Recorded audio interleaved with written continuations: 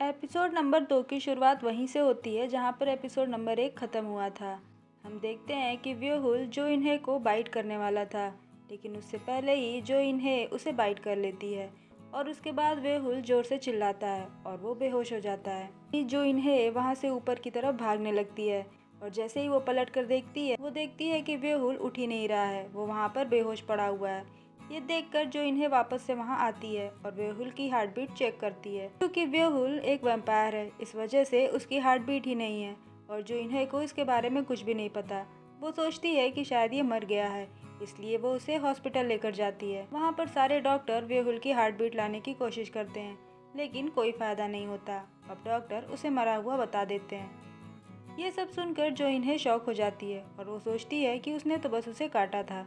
इसके बाद नर्स उसे बाहर की तरफ ले जाती हैं। उसके बाद ही हम देखते हैं कि एक आदमी हॉस्पिटल में आता है जिसे सर पे काफी चोट लगी हुई है और बहुत ज्यादा ब्लड भी निकल रहा है। उसके ब्लड की स्मेल से व्यूहुल की आंखें खुल जाती हैं। वो देखता है कि वो आदमी उसके साइड में ही सोया हुआ है। अब उसके ब्लड को देखकर व्यूहुल वैम्पायर लुक में आने लगता है, लेकिन जैसे तैसे वो अपने ऊपर कंट्रोल करता है। और तभी डॉक्टर वहाँ आकर व्यूहुल को देखकर डर जाते हैं और कहते हैं कि आखिर तुम जिंदा कैसे हो सकते हो। ये सुनकर जो इन्हें भी वहाँ भाग कर आती है और उसे भी समझ नहीं आ रहा होता है कि आखिर जिंदा कैसे हो गया। अभी व्यूहुल जो इन्हें के पास आता है और कहता है कि तुमसे तो मैं बाद में बात करूंगा, और वहाँ से जाने लगता है।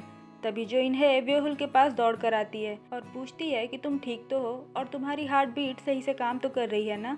लेकिन व्यूहुल उसकी बातों का कोई जवाब नहीं देता। तभी हॉस्पिटल का स्टाफ जो इन्हें को हॉस्पिटल का बिल देते हैं और उस बिल के अमाउंट को देख कर जो इन्हें काफ़ी हैरान और परेशान हो जाती है। दूसरी तरफ हम व्यूहुल को देखते हैं जो सोच रहा होता है कि आखिर अब कैसे नोट चलने लगे हैं। इसके बाद वो दोनों बाहर जाते हैं और जो इन्हें व्यूहुल से कहती है कि अब तुम मेरे घर आकर मत सोना, तुम्हें अंदाज़ा भी है कि तुम्हारी वजह से मेरे कितने पैसे खर्च हो गए। ये सब सुन के व्यूहुल कहता है कि तुम मुझसे इस तरह से बात नहीं कर सकती, और अभी वो अपनी बातें बोल ही रहा होता है तब तक जो इन्हें उससे पीछा छुड़ाने के लिए एक टैक्सी रुकवाकर वहाँ से चली जाती है। इसके बाद व्यूहुल सोचता है कि अब वो घर कैसे जाएगा। इसके बाद वो शहर को देखने लगता है और सोचता है कि 100 सालों में ये शहर कितना बदल गया है। वो कहता है कि ऐसा लग रहा है जैसे मैं किसी दूसरी दुनिया में आ गया हूँ। तभी वो अपने आप को मिरर में देखता है और वो देखता है कि वो अभी भी धुंधला दिख रहा है। ये देखकर वो काफ़ी सैड हो जाता है और सोचता है कि अगर वो इंसान बन गया होता तो आज वो अपने आप को मिरर में देख पाता, लेकिन उस लड़की की वजह से उसके सारे किए कराए पर पानी फिर गया। तभी उसकी नज़र एक एड स्क्रीन पर पड़ती है। वो सोचता है कि ये लोग कहाँ जा रहे हैं, क्या मुझे भी इनके साथ जाना चाहिए। इसके बाद वो एक ब्रिज पर जाकर खड़ा हो जाता है और वहाँ से पूरे शहर को देखता है और सोचता है कि ये दुनिया तो बहुत ज़्यादा बदल गई है।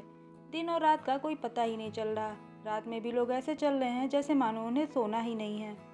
फिर वो रोड क्रॉस करने लगता है, लेकिन तभी सामने से आ रही कार से टकराने से बाल बाल बचता है। उसके बाद वो दूसरे लोगों को देखता है और वो समझ जाता है कि रोड पर जो पट्टी बनी है उस पर चलने से वो रोड क्रॉस कर लेगा। इसके बाद वो रोड क्रॉस करता है। आगे जाने पर वो रोड लाइट को देखता है और उसके बाद उसे भी देखकर काफ़ी शौक रहता है। फिर वो रेस्टोरेंट में एक कपल को देखता है। उस कपल को देखकर उसे नाहे की याद आ जाती है। फिर वो रोड पर एक स्टैचू को देखता है जहाँ उसे याद आता है कि इस स्टैचू के सामने वाली रोड पर ही उसका घर है, लेकिन वो काफ़ी कंफ्यूज था। अब हम मेंशन के अंदर का सीन देखते हैं जहाँ हम देखते हैं कि ली संग और पार्क डोंग व्यूहुल के फर्स्ट बर्थडे मनाने आए हैं, लेकिन जैसे ही वो कॉफिन के पास जाते हैं वो देखते हैं कि कॉफिन पहले से ही खुला हुआ है और व्यूहुल भी वहाँ से गायब है और उसका मिरर भी टूटा हुआ है। ये सब देख के पार्क डोंग काफ़ी परेशान हो जाता है और कहता है कि आखिर बॉस कहाँ चले गए। तभी ली संग कहता है कि शायद वो अपने अगली फेस को मिरर में देखकर डर गए होंगे, क्योंकि उन्हें लगता था कि वो मुझसे ज़्यादा हैंडसम है, लेकिन मिरर में देखकर उन्हें असलियत का पता चल गया। इस पर पाक डोंग कहता है कि बात चाहे जो हो, हमें तो उन्हें ढूंढना ही पड़ेगा, क्योंकि ये दुनिया उनके लिए एकदम नई और काफ़ी खतरनाक भी है। दूसरी तरफ हम देखते हैं कि व्यूहुल ने बहुत दिनों से खून नहीं पिया है, जिस वजह से वो काफ़ी वीक हो गया है और तभी वो ब्लड सेंटर के सामने पहुंच जाता है। वो सोचता है कि उस ब्लड सेंटर से खून पी ले, लेकिन फिर भी वो किसी तरह अपने आप को समझाता है और कहता है कि मुझे पहले घर जाना चाहिए। तभी वो एक लड़के से अपने घर का लोकेशन के बारे में पूछता है, लेकिन वो लड़का कोई जवाब ही नहीं देता, क्योंकि उसने एयरबड्स लगा रखे थे। ये देखकर व्यूहुल सोचता है कि क्या लोग अब बहरे हो चुके हैं। इसके बाद वो आगे जाने लगता है और तभी एक टैक्सी को देखता है, जिसे देखकर उसे याद आता है कि जो इन्हें ने भी इसी कलर की टैक्सी को रोका था। इसके बाद वो उस टैक्सी में बैठने वाला था, लेकिन तभी एक दूसरा लड़का उसमें बैठ जाता है और कहता है कि मैंने इसे बुक किया है। अगर तुम्हें भी ये चाहिए तो तुम्हें भी बुक करना होगा। लेकिन बेहुल उसकी बातों से कंफ्यूज हो जाता है कि ये क्या कह रहा है। अभी वो ये सब सोच ही रहा था, लेकिन तभी उसे चक्कर आने लगते हैं और तभी उसकी नज़र एक काली बिल्ली पर पड़ती है। वो सोचता है कि ये वही काली बिल्ली है जो पुराने टाइम में थी। इसके बाद वो उसका पीछा करने लगता है। दूसरी तरफ हम देखते हैं कि जो इन्हें अपने पुराने घर में पहुंच गई है। वहां से वो अपने पुराने घर को गुड बाय कहती है और थोड़ा सा सामान लेकर बाहर आती है और कहती है कि बाकी सामान मैं बाद में ले आऊँगी। अब सीन यहाँ से वापस से बेहुल के पास शिफ्ट होता है और हम देखते हैं कि बेहुल एकदम कमज़ोर हो चुका है, उसे चला भी नहीं जा रहा, लेकिन फिर भी वो बिल्ली का पीछा कर रहा है। तभी हम देखते हैं कि बिल्ली एक जगह रुककर दूध पीने लगती है और इसके बाद वो समझ जाता है कि ये वो बिल्ली नहीं है, क्योंकि वो बिल्ली तो खाने में काफ़ी नखरा करती थी। लेकिन तभी उसे पुरानी बातें याद आ जाती हैं और उसे गुस्सा आने लगता है। वो फिर से सोचने लगता है कि अगर उस लड़की ने कॉफिन को नहीं खोला होता तो आज वो इंसान बन चुका होता। वो कहता है कि मैं उसे छोड़ूंगा नहीं। ये सब उसकी बातें वहाँ से जाने वाली दो लेडी सुन लेती हैं और कहती हैं कि तुम इस बिल्ली पर चिल्ला क्यों रहे हो, क्या मैं पुलिस को कॉल करूँ? इस पर बेहुल कहता है ऐसा नहीं है, अगर आपको हेल्प करनी है तो प्लीज़ मेरी हेल्प करिए। फिर वो दोनों बेहुल के बताए हुए एड्रेस को सर्च करने लगती हैं। बेहुल ने जो लोकेशन बताई थी वो उनके सर्च में आती ही नहीं है। फिर बेहुल को याद आता है कि उसके मेंशन के पास एक टेलर की शॉप थी। इसके बाद वो उस टेलर का नाम बताता है और फाइनली वो लोकेशन वो लेडी को मिल जाता है। अब वो लेडी उस लोकेशन पर जाने का रास्ता एक पेपर पर बनाकर बेहुल को दे देती है और उसके बाद बेहुल वहाँ से चलना शुरू करता है और फाइनली वो उस शॉप तक पहुँच जाता है। उसके बाद वो शॉप पर एक जाने पहचाने चेहरे को देखता है और इसके बाद वो सोचता है कि पक्का ये आदमी उस टेलर के पीढ़ी में से होगा। इसके बाद वो उसे थैंक्स कहने लगता है। इस पर वो टेलर कहता है कि तुम मुझे थैंक्स क्यों कह रहे हो। तब बेहुल कहता है कि इस शॉप को अभी तक कंटिन्यू करने के लिए। इसके बाद बेहुल वहाँ से जाने लगता है, क्योंकि अब उसके आगे का रास्ता उसका जाना पहचाना था। और उसकी बातें सुनकर टेलर पीछे से कहता है कि ये तो पागल हो चुका है। अब फाइनली बेहुल अपने मेंशन के सामने पहुंच जाता है और सामने से उसे देखकर इमोशनल हो जाता है और कहता है कि भले ही दुनिया पूरी तरह से बदल गई हो, लेकिन मेरा घर आज भी वैसा ही है जैसा 100 साल पहले था। इसके बाद वो मेंशन के अंदर आकर अपने सारे सामान को चेक करता है, जो बिल्कुल वैसे ही थे जैसे 100 साल पहले थे। अब बेहुल अपने कपड़े बदल कर सोचता है कि अगर मैं अब से कॉफिन में जाकर सो जाऊं तो शायद आज का मेरा लास्ट डे भी कंप्लीट हो जाए। लेकिन वो जैसे ही कॉफिन के पास जाता है वो देखता है कि कॉफिन पहले से ही जल रहा है, मतलब कि अब वो उसमें नहीं सो सकता क्योंकि टाइम खत्म हो चुका है। वहीं दूसरी तरफ हम देखते हैं कि जो इन्हें भी अपना सामान लेकर मेंशन में आ जाती है, लेकिन बेहुल को देखकर वो चिल्लाने लगती है और कहती है कि तुम फिर से यहाँ आ गए। उसकी बातें सुनकर बेहुल कहता है कि तुम्हें क्या लगा कि मैं वापस नहीं आ पाऊंगा।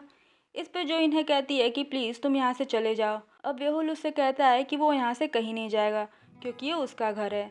तब जो इन्हें कहती है कि अगर ये तुम्हारा घर है तो फिर मुझे प्रूफ दिखाओ।